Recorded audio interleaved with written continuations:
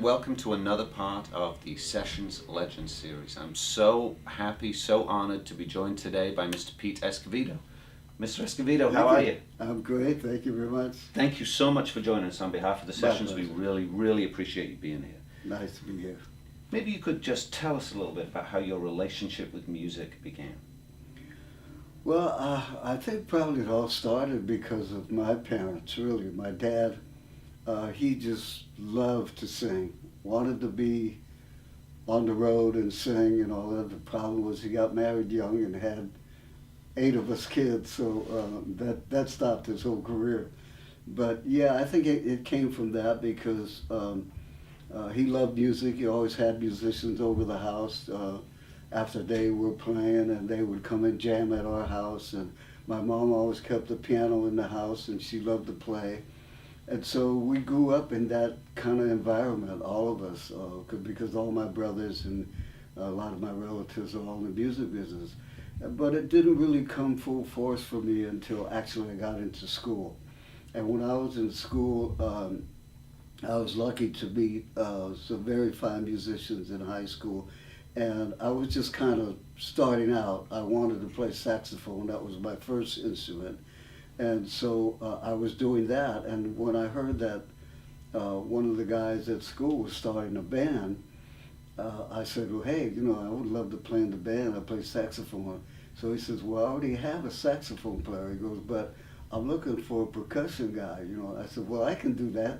And I had no idea what I was going to do, but because I just wanted to play music, I said, well, I used to fool around a little bit with Latin rhythms, and so that started it. And we had a chance to play in San Francisco at a club called the Downbeat, which was on Market Street in San Francisco. And we were kids in school, but at that time, they used to let the school people, kids in school, open for a named band that was in town. That week, it happened to be the Count Basie Orchestra. That's not a bad start. So that's not a bad start. So here, us young kids are going in there to open, and I had no idea. I've never played in a club before. We were always doing assemblies and things like that. And that night was just, that was it. That got me, because the audience, the vibe of the club, Count Basie, the orchestra, the whole night was electrifying to me. And I just made up my mind at that moment. I said, this is what I want to do. I want to be a musician. So No going back at that time. no going back. Yeah. Now, did you have any formal education in percussion?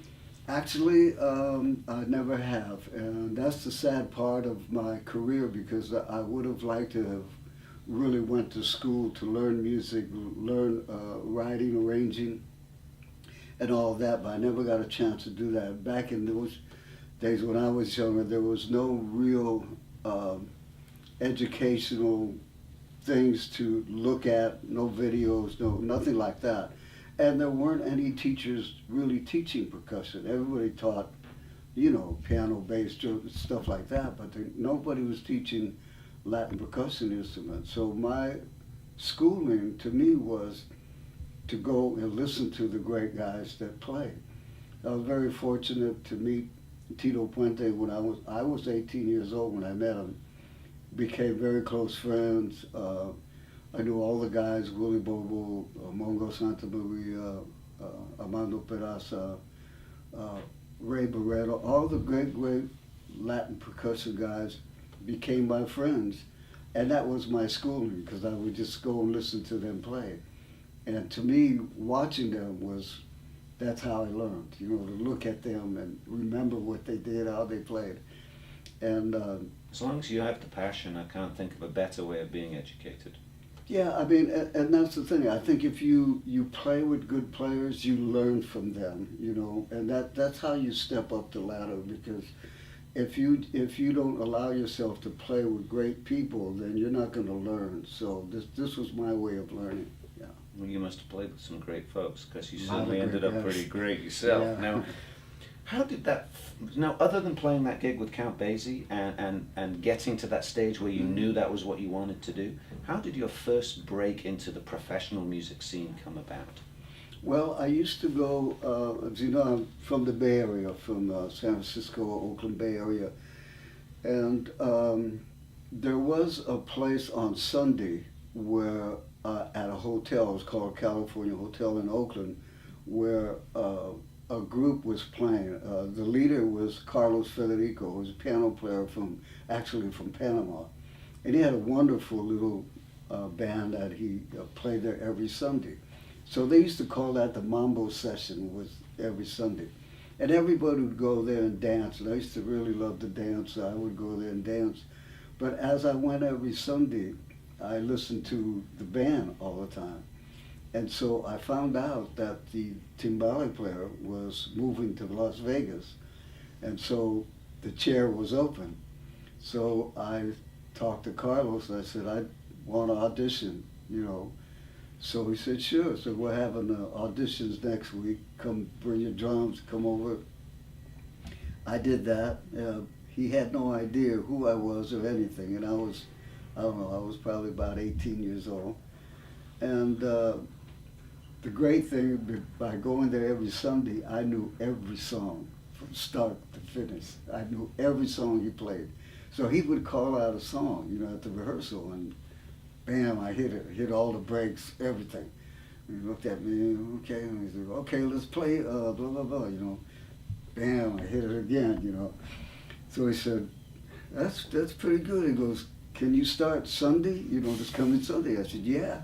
He says, okay, well, don't forget, you bring your card, your union card. I said, what's a union? What's a union card? I don't know. He says, well, you got to join a union. He says, you got a black suit? I said, I'll go buy one. You have a red tie? I'll go buy a red tie.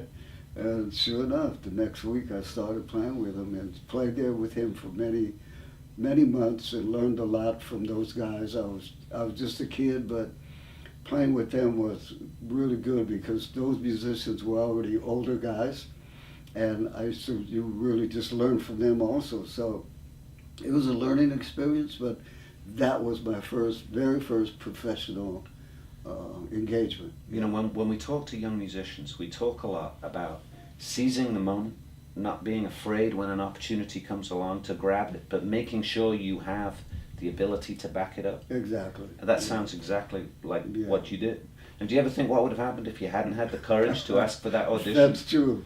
That's true. Yeah, because that really started me on my way. And you know, the fact that I knew I was ready for that because I was so sure of myself, because I knew every song. I wasn't nervous or anything.